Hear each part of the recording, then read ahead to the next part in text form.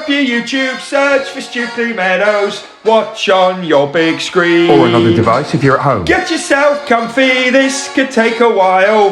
What a happy scene. Something new every day for your long-term memory. This is so exciting, it is nearly time for a Stukeley assembly.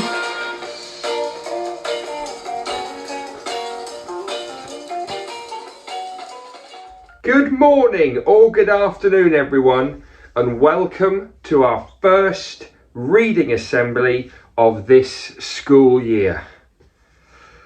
It's great to be back. I tried to do this in school and it didn't work, so I'm back in the garage, and I'll probably be in the garage for most reading assemblies.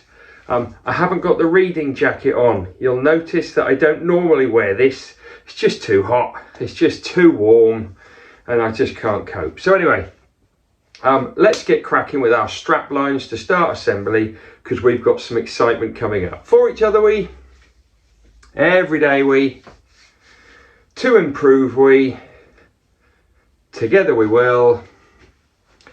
Every single Stukeley day we focus on. Our Stukeley motto is,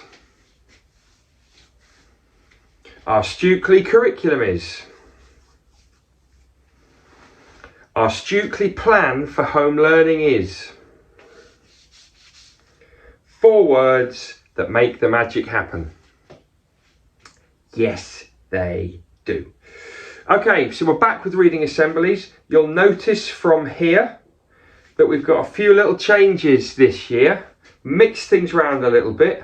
And just to warn you, when we get to the Cheerboo Song of Silence, I have chosen one from last year, because I tried to get in the hall yesterday and Slim and World got in there first, so I couldn't do it. And I need the big red curtain.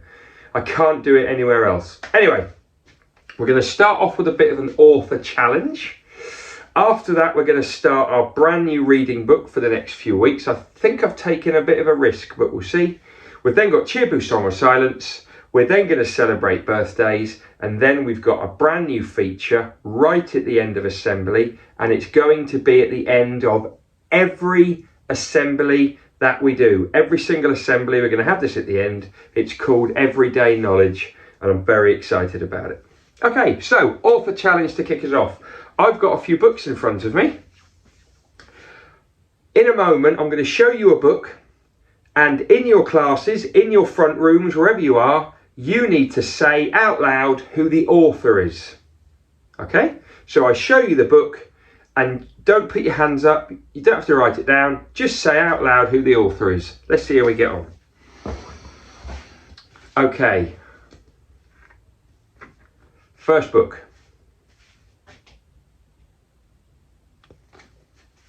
Well done all of you who said Julia Donaldson. That was the Highway Rat. Next one. Who's the author?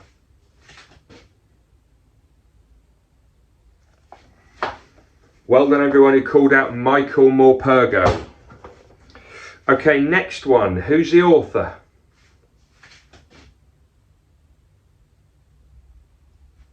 Kes Gray. Well done those of you who got it. Remember, he came to one of our Stukeley book weeks a few years ago. He was great. Okay, let's go for another one.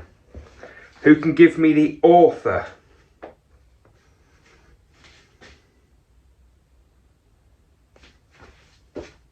I'm sure lots of you got that one. Jeff Kinney. Right.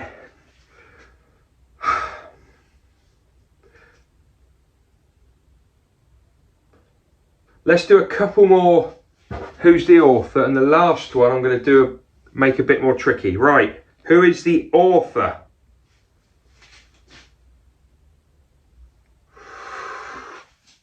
David McKee. He wrote all of the Elmer books. Well done if you got that one. Who is the author?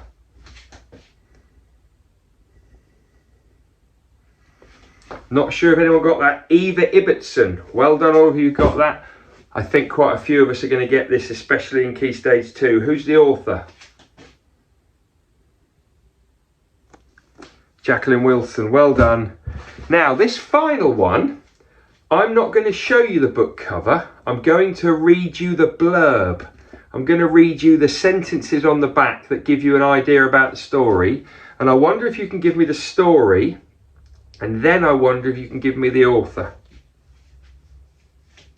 This is from the back of the book.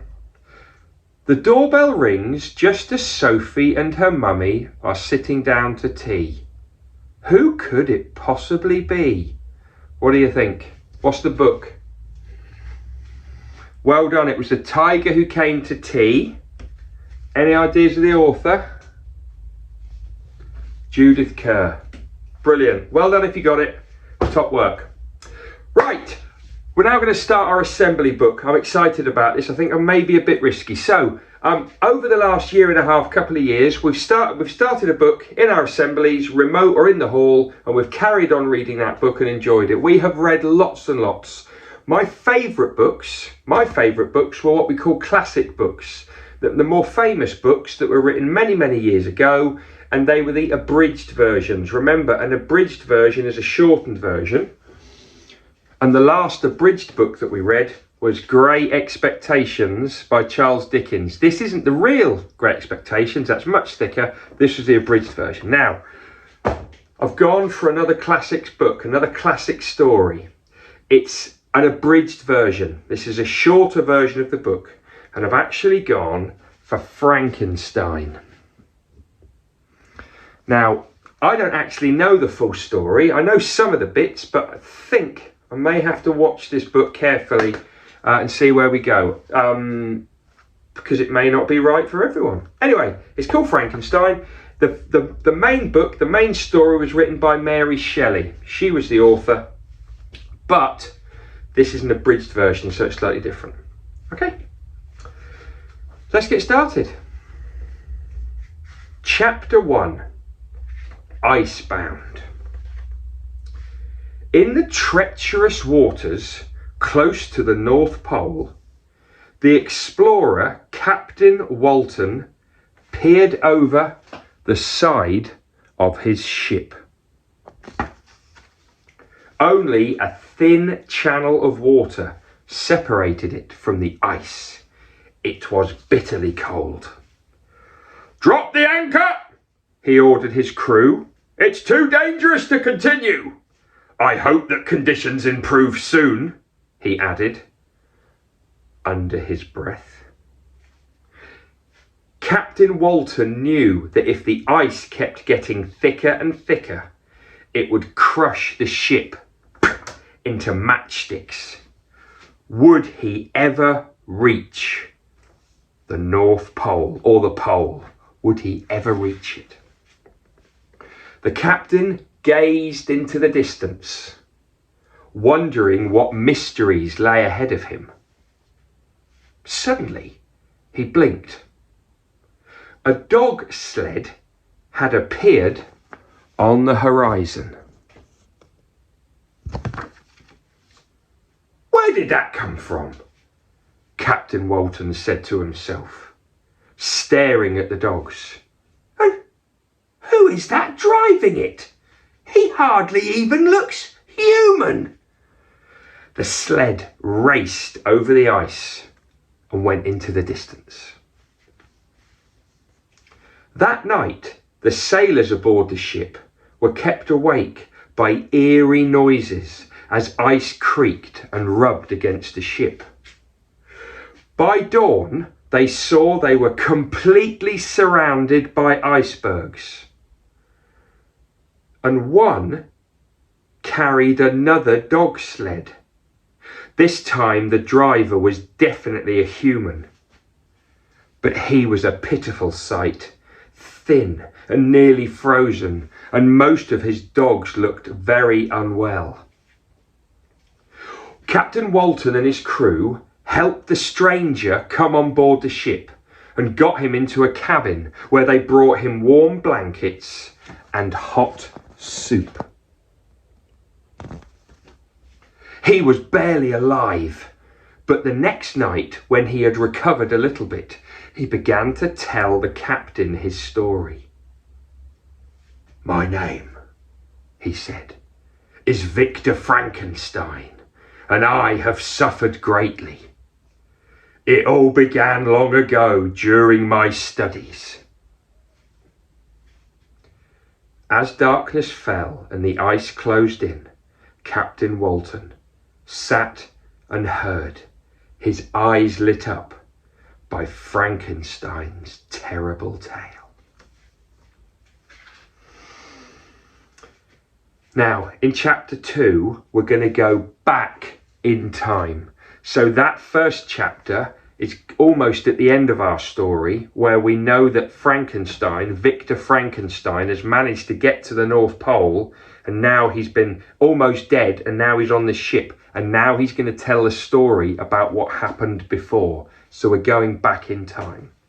Chapter 2, to create life. Remember, we're going back in time, that's important. From his window, Victor Frankenstein had a wonderful view over the tiled roofs of Ingolstadt University. But he was too absorbed in his books to notice. That meant he was looking at the books too much, studying too hard to look at the wonderful view that was outside his window.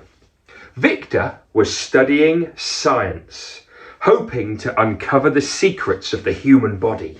He had always dreamed of making great discoveries. The world is full of mysteries, he would say. Who knows what powers we could master, if we only knew how.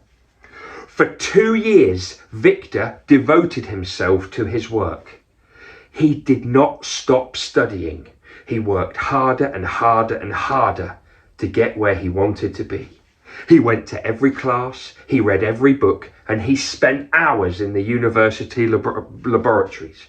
He learned everything his tutors could teach him, from how blood circulates the body to the nature of the air that we breathe. But there was one question that they could not answer, and it made Victor angry. What is the secret of life itself? He demanded. Victor really wanted to know the secret of life, how to bring something alive. So he began to take extra classes in anatomy, and he began to visit places where there were human bodies to try and work out how to bring things to life. One day, Victor came across an article by an Italian scientist called Galvani, who had managed to do some very clever work with animals to try and help them become more alive and better. Could I do the same? He thought. Galvani only got a brief spark of life going. But if I had enough power, maybe from lightning, maybe I could actually create life itself. Could I make a living person? And Frankenstein began to plan a new experiment. And I'm going to leave it there. Wow. So we've got Victor Frankenstein. Forget the bit about the ship. That's where he gets to it towards the end of his life. But he's studying. He wants to know everything about life. And he basically wants to make life. He wants to make not a human. He wants to create something. We're going to leave it there. And we will come back to that next week and see what happens next. Now, this, remember, is an abridged version. It's a classic book. And I'm really looking forward to seeing what happens next. Okay, I think it's time for some cheer, boo, song or silence. Will they get to cheer or will they get to boo? With either one there must not be violence. They may well get a song, but it will not last that long. We really hope they do not get silence.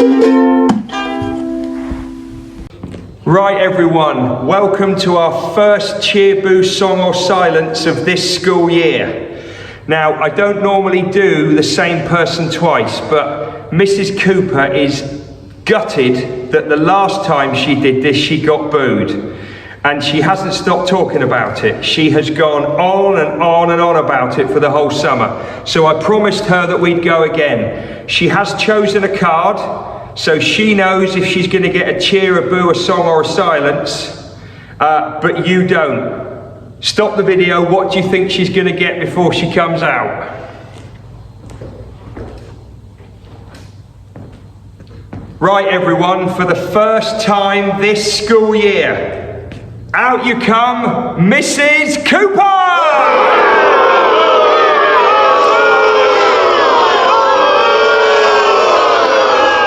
I'm so sorry. I honestly thought she'd get something different, but she picked boo again. See you next time. Will they get to cheer or will they get to boo? With either one there must not be violence. They may well get a song, but it will not last that long. We really hope they do not get silence. So remember, that was a cheer, boo, song or silence from last year. In fact, it was about a year ago. Now, the reason I played that is because we've done cheer, boo, song or silence with Mrs. Cooper 4 times. 4 times. I think she's got 3 boos and a silence, so she's just had no luck. So next week, I'm going to record Mrs. Cooper again. We're going to give her a 5th go. And I'm not going to make it up. I'm not going to play a trick on her. She will pick one of the cards. It will be her 5th go. And I hope she gets, well, a cheer or a song. They're the best ones. She will be devastated if she gets another boo or a silence. Anyway, we'll see. Right, we're going to finish now with birthdays. And then after birthdays, we are going to have our first ever everyday knowledge session. So, listen out for birthdays. And then we're going to go straight in to everyday knowledge. Hey, hey, hey, it's time to say we've got a Stukeley birthday. Hey, hey, hey, it's time to say we've got a Stukeley birthday. Come on! We have none. No Stukeley birthdays today. Let's move on to our final and brand new everyday knowledge section. Here we go. Oh, we are learning to remember things worth remembering, learning to remember things worth remembering, learning to remember things worth remembering, everyday knowledge for you. We are learning to remember things worth remembering, learning to remember things worth remembering, learning to remember things worth remembering, everyday knowledge for you.